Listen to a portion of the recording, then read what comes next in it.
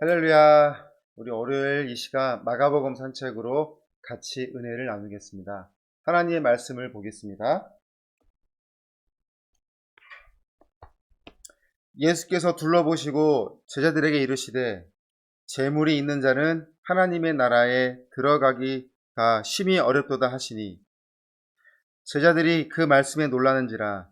예수께서 다시 대답하여 이르시되 얘들아, 하나님의 나라에 들어가기가 얼마나 어려운지 낙타가 바늘기로 나가는 것이 부자가 하나님의 나라에 들어가는 것보다 쉬우니라 하시니 제자들이 매우 놀라 서로 말하되 그런즉 누가 구원을 얻을 수 있는가 하니 예수께서 그들을 보시며 이르시되 사람으로는 할 수 없으되 하나님으로는 그렇지 아니하니 하나님으로서는 다 하실 수 있느니라.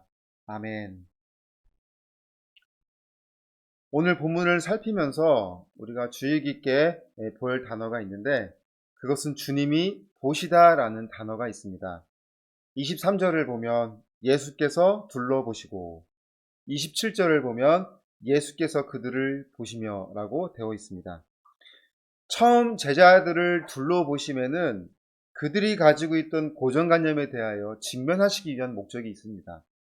좋은 말로 고정관념이지 실상은 그들의 잘못된 신앙관에 대하여 예수님이 지금 도전하시는 말씀이었습니다. 본문을 통해서도 우리가 알 수 있지만 제자들은 부자 청년에 대하여 큰 충격을 받고 있습니다. 그 충격의 원인은 당연히 천국에 들어갈 줄 알았던 그가 천국에 들어가지 못한다는 것에 대한 큰 충격이었습니다. 당시 재물은 축복의 상징이었고 가난과 병든 것은 저주의 상징이라고 생각했습니다. 성경을 보아도 가난하고 병든 자들의 삶이 나타나 있습니다. 그들은 소외되고 고립되어 있는 삶을 살아가고 있습니다. 12해를 앓고 있던 혈류병의 여인도 그랬고 사람들 눈을 피해 한낮에 뜨거운 낮에 나와 물을 뜨던 사마리아 여인의 모습도 있었습니다. 예수님은 마가복음 2장 17절에서 말씀하시기를 건강한 자에게는 의사가 쓸데없고 병든 자에게라야 쓸데있느니라. 나는 의인을 부르러 온 것이 아니요 죄인을 부르러 왔노라 라고 말씀하셨습니다. 그리고는 실제로 예수님의 공생애의 많은 시간을 소외되고 가난하고 병든 자들하고 함께 지내시는 경우가 많이 있었습니다. 그러니까 이를 통해 말씀하시는 바 축복과 저주의 판단을 지금 무엇으로 하고 있는지 물어보고 계시는 겁니다. 우리는 보는 것으로 판단합니다. 그런데 세상의 기준으로 하나님의 축복과 저주를 판단하는 것이 맞는가? 이것을 우리에게 물어보고 계시는 거죠. 전무후무한 부귀와 명예를 누린 솔로몬이 인생의 말미에 헛되도다라고 하는 이 고백을 우리는 어떻게 생각해야 될까요? 오히려 아무런 희망과 소망이 없던 사람이 마지막 죽을 힘을 다하여 예수님을 붙잡는 그 사람의 모습을 주님은 믿음으로 받으셨고, 때로는 어떤 사람의 믿음은 복음이 전해지는 곳마다 이 사람의 이 믿음도 같이 전하라고 하는 그 모습을 과연 우리는 어떻게 생각해 볼 수 있을까요? 제자들이 이 부자 청년을 얼마나 부러워했을까요? 많은 재물, 사회적으로 성공했고 도덕적으로도 완벽한 사람이었습니다. 그런 그가 천국에 들어가지 못한다면, 그러한 사람이 천국에 들어가지 못한다면 도대체 누가 천국에 갈 수 있는 것입니까? 제자들의 질문은 너무나 당연한 질문이었습니다. 24절의 반응을 보면 제자들이 그 말씀에 놀라는지라. 26절의 반응을 보면 제자들이 매우 놀라 서로 말하되 그런즉 누가 구원을 얻을 수 있는가 하니라고 물어본 것입니다. 주님은 그렇게 생각하고 있는 제자들을 보고 계셨던 것입니다. 사실 저도 그렇습니다. 비교하게 되고 상대적으로 부족감을 느낄 때 열등감도 느낍니다. 그런 열등감이 어떤 자신의 어떤 삶의 어떤 동기부여가 된다면 그나마 긍정적인 효과라고 할 수 있겠지만 어디 사람 마음이 그렇게 단순한가요?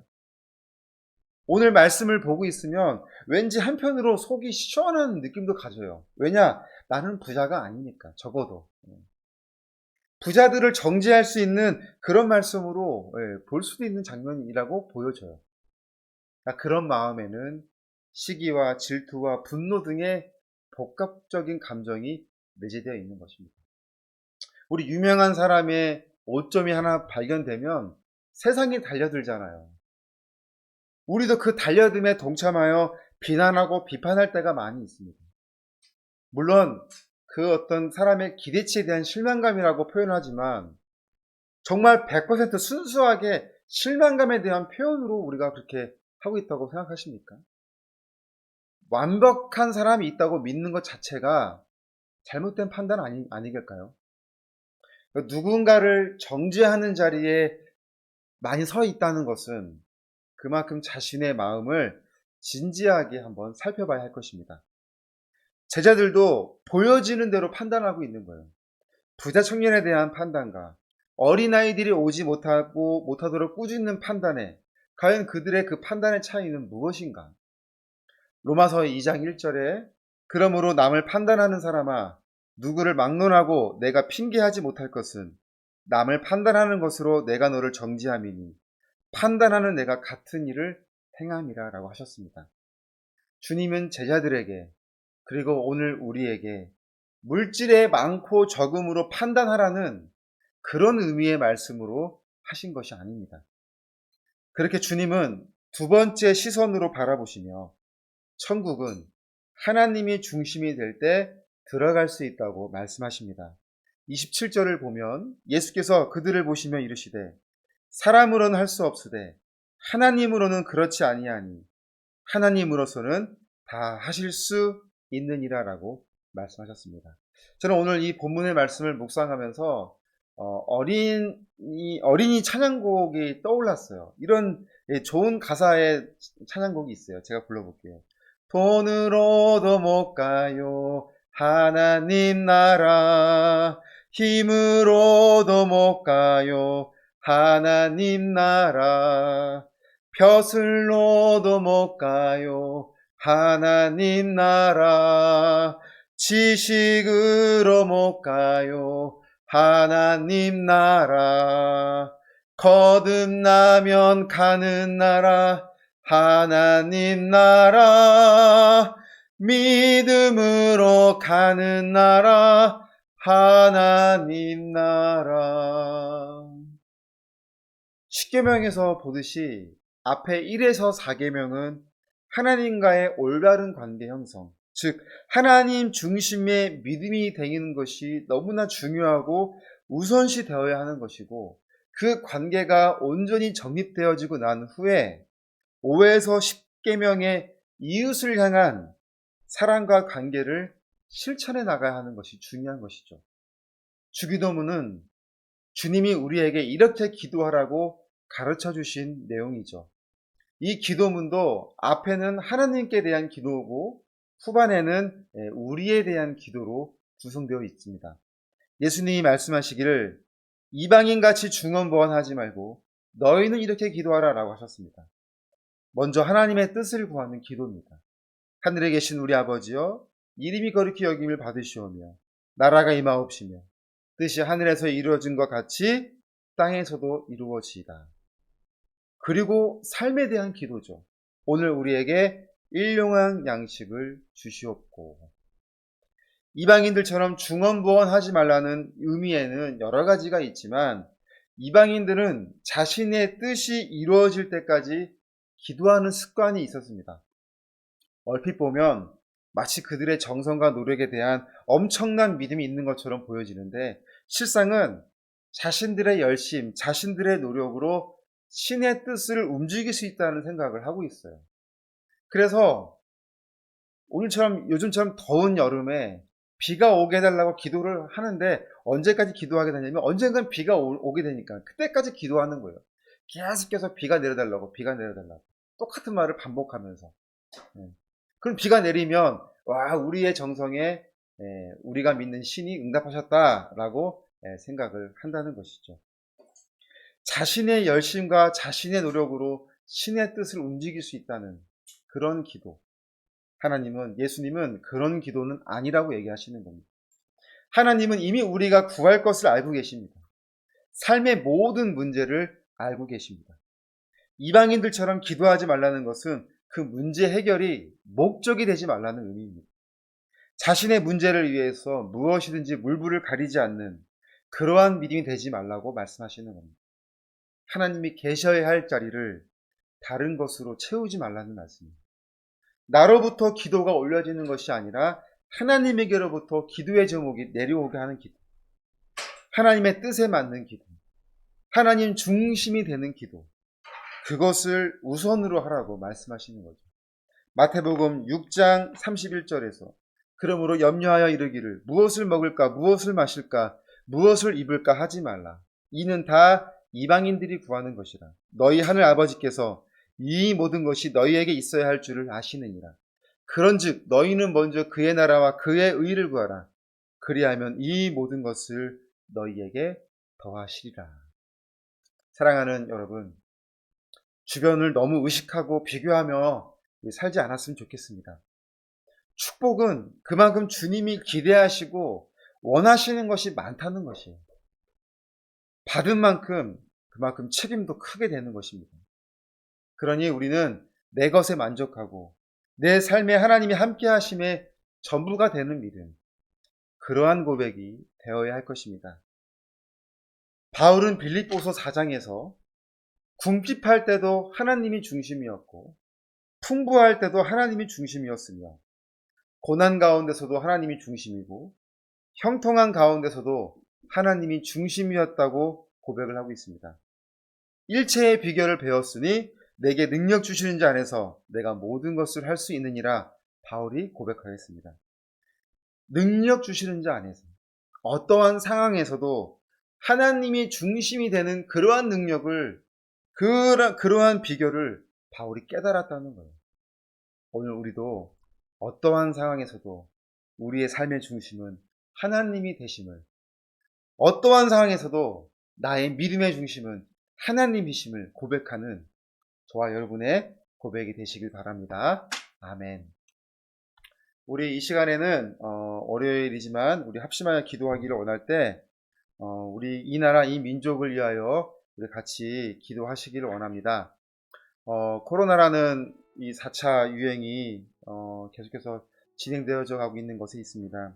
하나님 빨리 정말 진정되어서 다시 일상으로 돌아올 수 있는 날이 올 수 있도록 하나님 도와달라고 기도하고, 그 가운데 예배가 회복되게 하시고 큰 경제적 타격을 입고 있는 자영업자들, 또 원치 않는 사건 사고로 큰 아픔을 겪고 있는 유가족들, 하나님이 세우신 지도자들이 하나님을 두려워하며 하나님이 주시는 지혜와 능력으로 감당할 수 있도록 우리 이 시간 같이 합심하여 기도하시겠습니다. 하나님 감사합니다. 오늘 우리가 이 나라 이 민족을 위하여 같이 기도하기를 원합니다. 하나님이 세우신 이 나라, 하나님이 세우신 이 교회, 우리가 이 시간 합심하여 기도하는 그러한 믿음이 되기를 원합니다. 하나님, 우리가 정말 이 어려운 가운데서도 분열되어 나가는 이 안타까운 서로를 위하여 사랑하는 마음, 많지 않고 서로를 향한 비난 같은 마음, 서로를 위하여 서로를 더욱더 아는 코로나라는 오랫동안 지어져 있는 가운데 그리고 어려운 가운데 하나님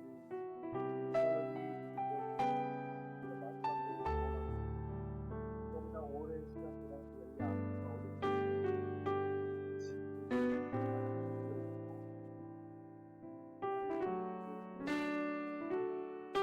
우리의 연약함을 하나님의 온전한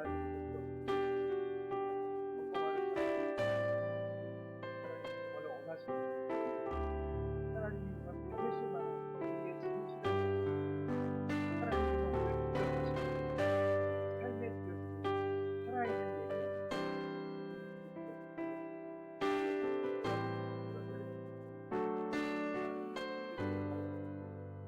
정말 하나님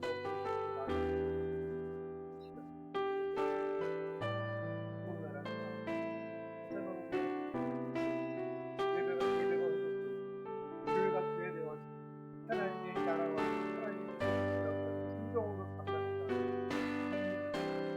우리의 되는 그런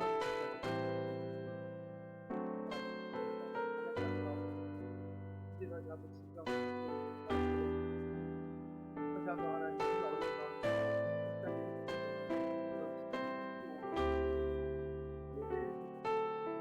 예배에 참여해 서로 같이 한번 해주시면 주님 원하시는 삶의 모습을 통한 그러한 가장 하나님께 너무나 마음이 깊고 어려운 기업의 어려운 너무나 많은 사람들이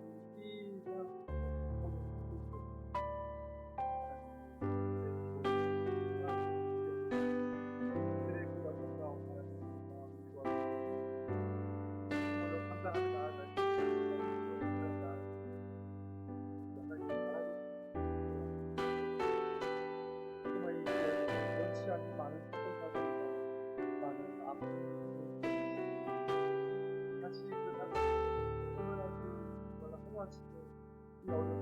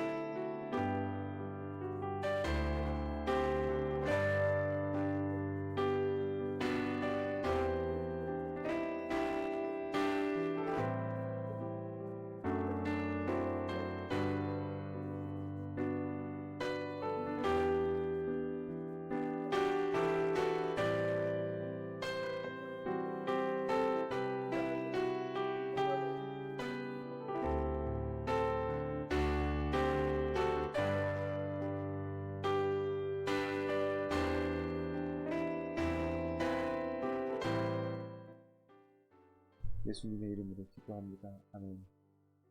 우리 이 시간 선교회를 위해서 기도해 주시겠습니다. 하반기에 하나님 또 준비되어져 있는 많은 일정들을 우리가 감당하기를 원합니다. 정말로 차질 없이 안전하게 운영되어질 수 있게 도와주시고, 특별히 우리 이 선교회가 현실적으로 봉사 현장에 들어갈 수 없는 이 안타까운 가운데 있는 거 하나님 아실 줄 압니다.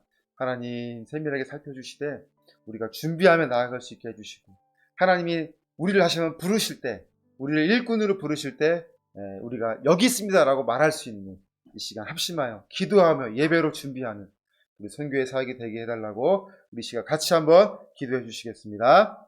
사랑의 하나님 감사합니다. 오늘 우리가 다시 한번 하나님 앞에 우리 선교회가 믿음으로 나아가며